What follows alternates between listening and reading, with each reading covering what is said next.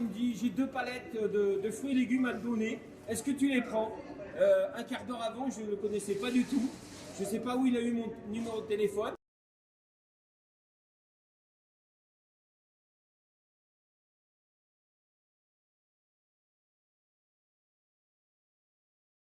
Je m'appelle Yves Pontonnier, voilà, je suis fondateur de la rue à la Seine et j'habite à Port-à-l'Anglais.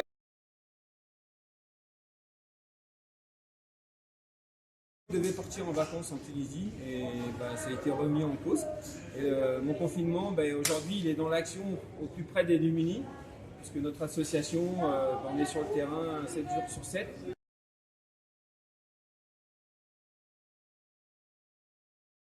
De la rue à la Seine, donc c'est une association qui lutte contre la précarité et la misère, donc par des actions d'insertion et des actions culturelles. Donc, elle est née en 2017. Donc, depuis, on a mis en place des ateliers de théâtre, de vidéo, des repas solidaires, un réveillon spectacle solidaire. Et depuis le 31 décembre, on a mis en place des maraudes.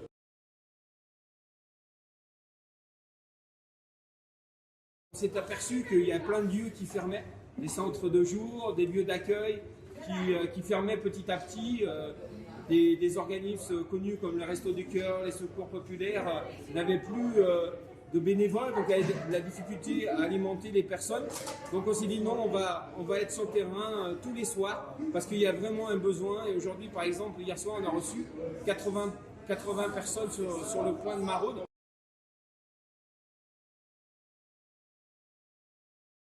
Ceux qui n'ont pas de toit, ceux qui n'ont pas d'abri, c'est de pouvoir s'alimenter, trouver un repas par jour. Pour d'autres, même s'ils ont un logement, ils n'ont peut-être plus de travail. Donc eux aussi viennent nous voir. Hier, on a même eu des mineurs qui sont venus, des jeunes qui ont 16 ans, qui sont à la rue. On a aussi des seniors qui sont venus hier soir pour la première fois. Donc je pense que c'est pas fini et on sent une augmentation de la fréquentation.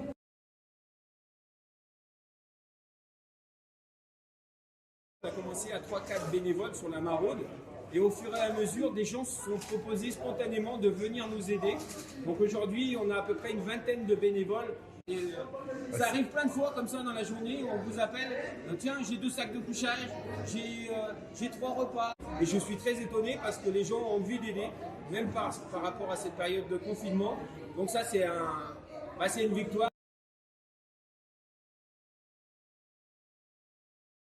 Un rythme de croisière entre les maisons de quartier, les associations, la mairie.